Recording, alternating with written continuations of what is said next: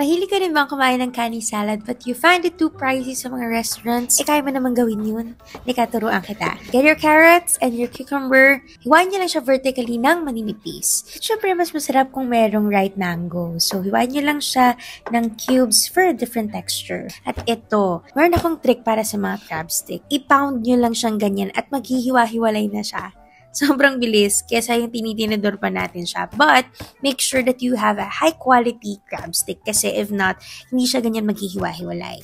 And then for the sauce, I used Japanese mayo, honey, a little bit of soy sauce, and then I put sesame oil and sesame seeds. And then hinalo ko lang yon.